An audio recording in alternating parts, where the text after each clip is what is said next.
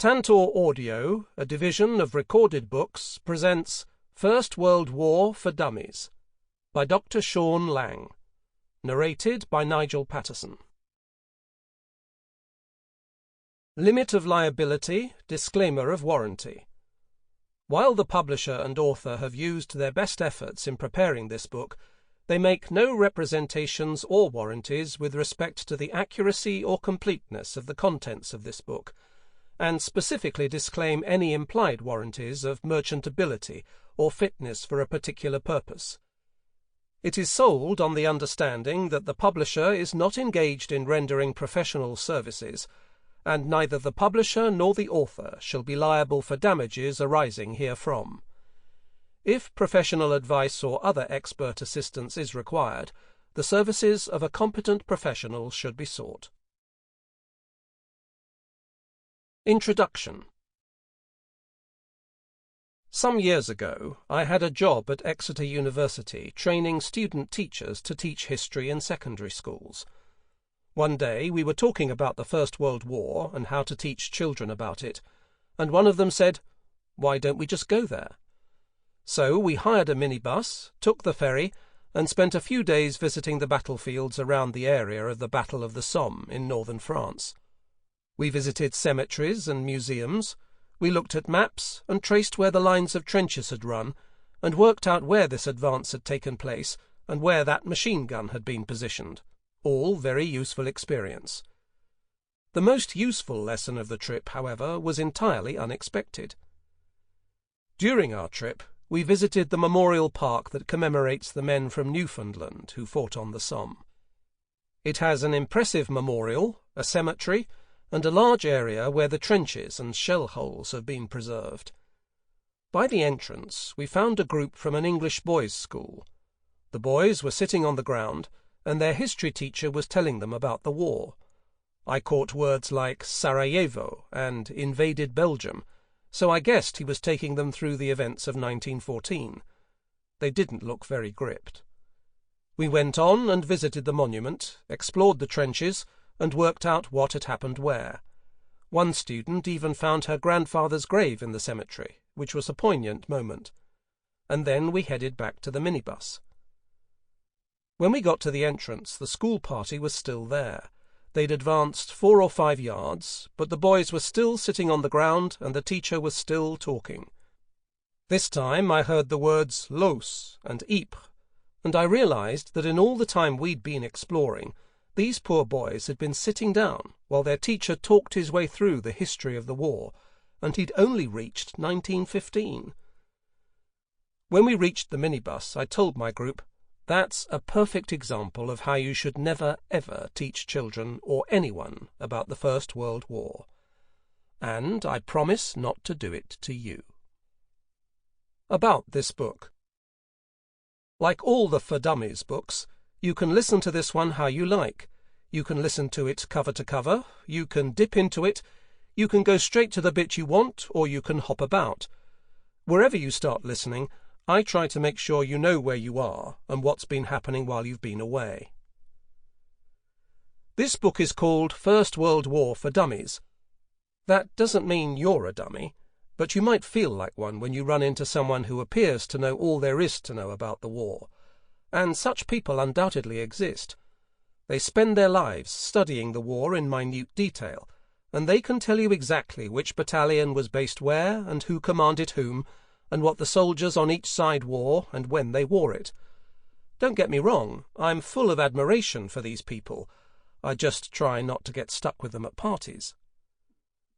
Most people tend to have a rather less precise idea of the First World War. You may well have studied some aspects of the war at school, either in history or possibly in your English lessons. The war produced some very powerful poetry that pupils often study at school, and modern writers such as Pat Barker and Sebastian Faulks have written successful novels set in the war. But even if you've looked at the war before, you may not have a full picture of what was going on. You may well know that life in the trenches could be appalling, but why were the men sitting in trenches in the first place? And how did they plan to get out of them? Even more importantly, what did they think the war was actually for? I've designed this book to give you an overview of the way the war developed and how it changed the world. I take you through the causes of the war and who the men and women were who got caught up in it. I do take you through various battles, you can't really avoid that, but I try to explain why people felt the need to fight them in the first place. No, they weren't doing so just for fun, or to give future generations lots of historical details to learn.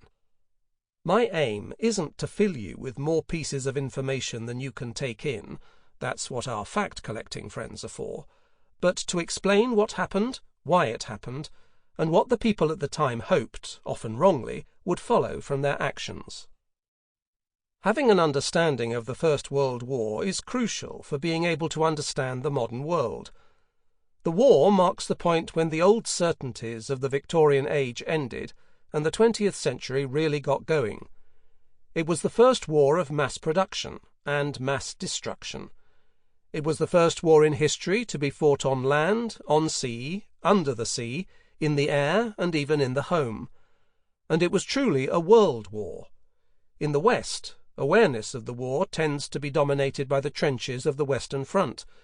But the war was fought across Eastern and Southern Europe, in the Middle East, the Pacific, in the Atlantic, and across Africa.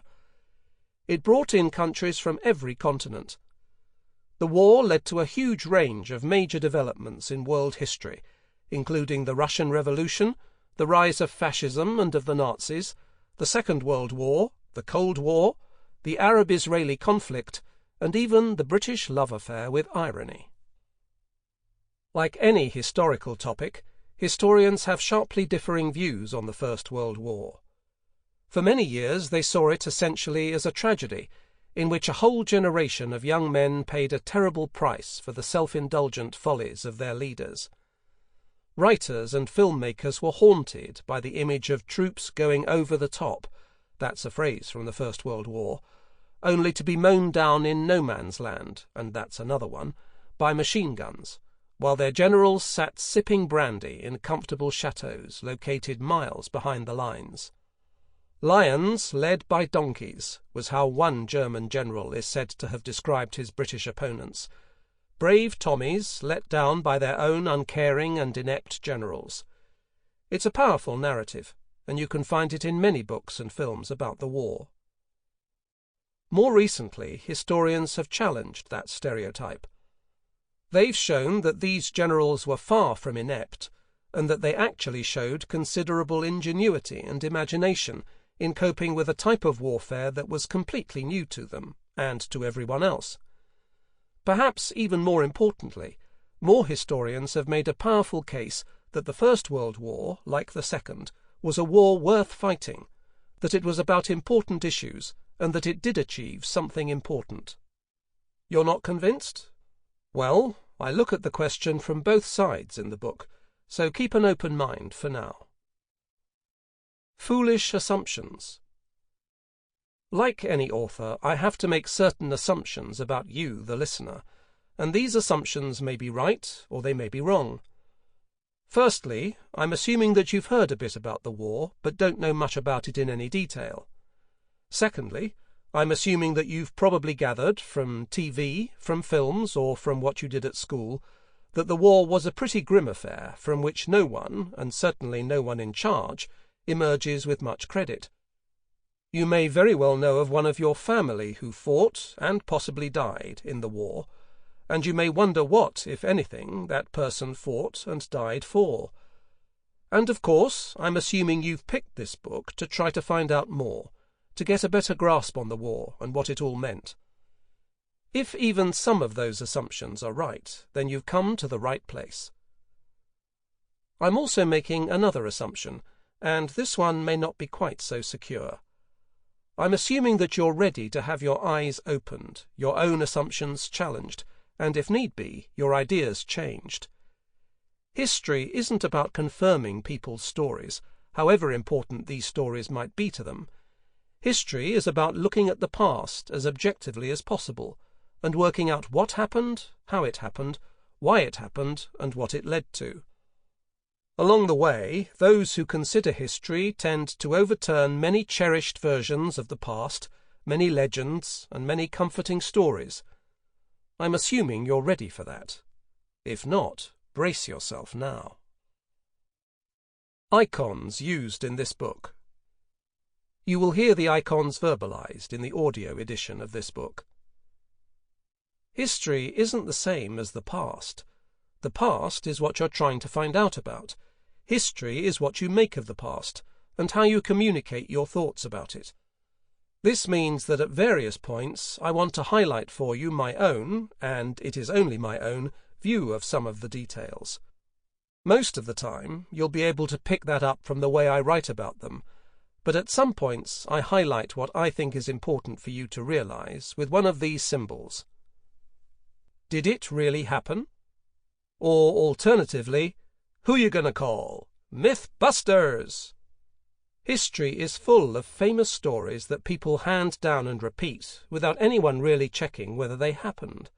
Some did, but a lot didn't. The First World War has its fair share of such stories. But did they actually happen? When you hear this sign, you can find out. Key people. The First World War involved millions of people in all areas of life, but certain people were at the very centre of events. When you hear this icon, you're introduced to some of the people who, for better or worse, made a difference. On the one hand, I don't know why people complain about history being rewritten. History is always being rewritten. That's what history is. You can view almost any event or development in more than one way, and different historians view some events in very different ways. This sign indicates some of the biggest areas of disagreement and debate. Remember. Sometimes keeping a detail in mind is important because it explains something that you'll come across later. When you hear this sign, make a mental note of it. Technological innovation. War often helps speed up technological change, and the First World War is a good example. From aircraft design to medicine, big technological changes happened during the war. Pause at this sign to hear them. Technical stuff. Not to be confused with technological innovation. Technical stuff is where you need to get your head round some of the detail. Okay, maybe some of the boring detail, but important boring detail. Don't worry, I guide you through it, it'll be over soon, and you'll feel better for it afterwards. Beyond the book. You never know when you may need to check your knowledge of the First World War. You're watching TV and a documentary on the war comes up, or you're on holiday and you come across a striking war memorial. At times like these, you find yourself thinking, wait a minute, where did that battle fit into the picture? Why were they fighting there? I didn't realize those countries were in the war. Which side were they on? And so on. That's where you can whip out your trusty smartphone and check the online features that accompany this book. The online content has two main parts. First, you can find the cheat sheet at dummies.com/cheatsheet/First World War, which gives you a timeline of the key events and battles, so you can fit your discovery into the overall picture of the war and see how it relates to everything else. The second part is a set of 4 short articles that look at 4 big questions about the war. Who was to blame for it? How bad were those generals? Did the First World War really mark the end of a golden age? And, very importantly, did the First World War cause the Second World War? These articles, and a bonus Part of Tens chapter, which you can find at dummies.com/extras/First World War, give you my own thoughts on these questions. You're under no obligation to agree with me, but I hope you find them a good place to start developing your own ideas about the significance of the First World War. Where to go from here? Where to go from here? Onward, of course. You want to get started, don't you? But where exactly to go depends on what you already know and what you want to find out. If you want to get an idea of the whole war, then start with Chapter 1, because that gives you an overview of the war, who fought in it and where, and what some of the big issues were that they had to face up to. After you've got that, then you can head off to whichever part of the story you want to find out more about. You may find that way of listening to the book particularly useful if you already know a bit about some part of the war, but you're not sure how it fits into the whole. Alternatively, if you want to go through the story from the start, you'll find I begin by giving you a picture of the world before 1914, and I then take you through the thorny question of how the war began.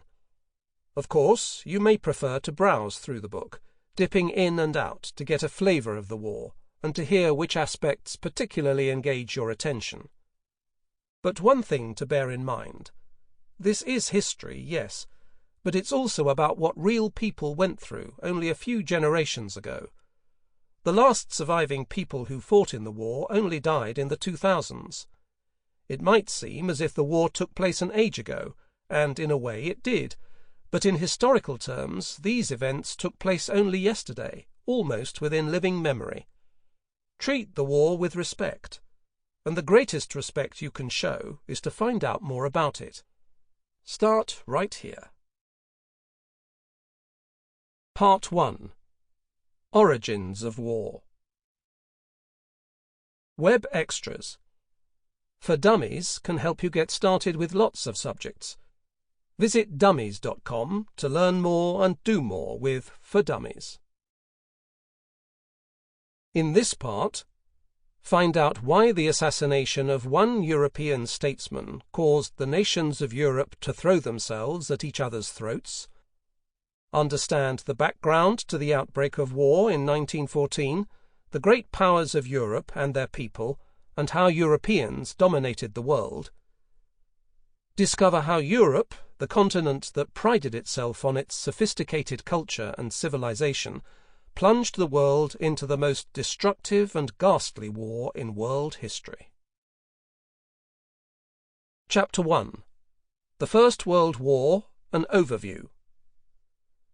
In this chapter, giving the war a name, looking at what caused the war and who fought in it, scanning the fronts and theatres of war, breaking through in technology and medicine, reviewing the course of the war, working out why the war still matters today. You can find plenty of battles and generals and details in this book, and they're all important to know about, but plunging straight into the events of the war can be a bit disorientating, especially if you're not quite sure of what else was happening in the period. So, in this chapter, I try to give you a roadmap of the war, to explain who was fighting whom, where the fighting took place, and to give you an overall shape of the way the war developed. Thinking of the war having a shape might seem a bit strange if your picture of the war is essentially one in which soldiers spent their whole time sitting in the trenches, launching occasional suicidal attacks on the enemy lines. However, although it might not have seemed like it to the ordinary soldiers at the time, or to many people since, the war did have a shape and a direction. Each side did try various ways to break through the enemy lines and to win. The generals and political leaders learned many hard lessons along the way, and, believe it or not, they did try to avoid repeating their most disastrous mistakes. Of course, they didn't always succeed, but this chapter gives you an overview of what they were trying to do. I name this war... what should we call the war? How about starting with the basics, like what exactly the war should be called? This might sound like a silly question, but it's not. Wars don't come ready packaged with a name on top. They usually get named after they've happened, and people often disagree, sometimes quite sharply, on what to call them. For example, what the Russians call the Great Patriotic War is, to the rest of the world, a little thing called the Second World War. The Russian name suggests that the war on the Eastern Front was the most important area of conflict, and that the rest was just a sideshow. Seeing why some other countries may disagree isn't hard. Even the dates of wars can be problematic. Most of the countries involved in the First World War went to war in 1914, but not all of them. Italy only entered in 1915, Romania in 1916, and the United States not until 1917. Most people think the war ended in 1918, but it didn't. The fighting ended then, but the war itself wasn't over, and it could have been renewed at any time, until the peace treaty was signed, which was in 1919. Some war memorials do carry the dates 1914 to 1919, and people often think it's a mistake, but in fact those memorials are the ones that get it right. While it was going on, people usually referred to the war as the European War or the Great War, a name that people often still use today. Of course, no one called it the First World War at the time, for the very good reason that there hadn't been a second one then. Towards the end, people sometimes referred to it as the war to end all wars. The war had been so costly and so terrible that it had to have been fought for something. Not surprisingly, after the Second World War, this phrase became something of a bad joke. With similar optimism, US President Wilson sometimes called it a war to make the world safe for democracy, though that certainly wasn't what anyone had in mind when they started it. Years later, after the Second World War, some people did refer for a while to the First and Second German Wars, which suggested that the Germans had been entirely responsible for them both, but the names haven't lasted and were never entirely accurate anyway. More recently, and especially in the non-Western world, some historians have questioned the use of the term World War. The faraway quarrels between Austria-Hungary and Serbia, or between Britain and Germany, were of no interest to people in Africa or Asia, and they only got dragged into them by their European colonial masters. What was really happening, these scholars say, was a European civil war, the first of two. It's not difficult to see where this idea comes from, but it rather ignores the role played by non-European countries such as Japan, China, the United States, and some of the South American states, which weren't European colonies, and which came into the war very much following their own agenda. Strictly speaking, the First World War wasn't even the First World War. The religious wars between Protestants and Catholics that ravaged Europe in the 16th and 17th centuries also saw fighting in Central America, India, and the Pacific. The first wars to be planned on a global scale were the European wars of the 18th century, which were fought in North America, in India, and on all the world's oceans, as well as in Europe. The French Revolutionary and Napoleonic Wars involved serious fighting in India, the West Indies, North Africa, the Middle East, Canada, and the United States. So what people call the First World War was actually the fourth or fifth. On the other hand, all these world wars were really European wars that spread around the world, so maybe they're better off with the names they have. All things considered, I'm going to stick to First World War in this book, because at least everyone knows what you're referring to by that name, even if they don't like it. Analysing the causes. The war was so destructive, and its consequences were so far-reaching, that it's hardly surprising that many people, and not just historians, have asked how on earth it started in the first place. This question hasn't been without its controversy. Historians at war. On the one hand, when the war ended, the political leaders on the winning side thought it was quite easy to work out how the war began. It was all Germany's fault. They even wrote that claim into the peace treaty and made the Germans sign it. See Chapter 17. Then, after the war, historians started ploughing their way through thousands and thousands of diplomatic memos and telegrams and papers and letters in the archives to prove who caused the war. And the answer was Germany, or maybe Austria, or maybe the British Foreign Secretary, or else the Russians. It all depended on which documents you read. These disagreements may come as a surprise to you, but this is how history works. Very seldom do you find a piece of evidence that definitely proves something. Usually, a document's significance depends on the different ways historians interpret it. All too often, historians, like anyone else, can read into the evidence what they want to see, rather than what's actually there. An accident waiting to happen? On the one hand, in the years after the war, some historians liked to argue that no one caused the war. They argued that the outbreak of war was inevitable, and that the countries all just somehow slid into it. Or, if you prefer, they were all equally self-interested and therefore equally to blame. The trouble with this argument is that nothing in history is inevitable until it happens. Otherwise, you might as well blame fate or the stars and have done with it. What makes history so interesting is precisely that people often don't act in their own best interests. Every country stood to lose heavily from the war, and they all did.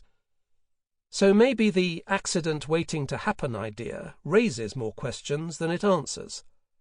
Let's try Plan B. Or was villainy afoot? On the one hand, when the Second World War started in 1939, some people began asking, what is it with the Germans and their invading the neighbours addiction? Other people said that starting the Second World War didn't prove that Germany had started the First World War as well. And then, in the 1960s, a German, yes, German historian called Fritz Fischer started producing what appeared to be documentary proof that the Germans had definitely been planning the First World War. Ever since then, the debate has raged, though generally scholars accept the broad outline of Fischer's argument nowadays, except, understandably, in Germany. I say more about how and why the war started in Chapter 3. Reviewing the combatants. The war involved a huge range of countries from all parts of the world, from the great powers, the strongest and most powerful countries of all, to the most humble of colonial territories.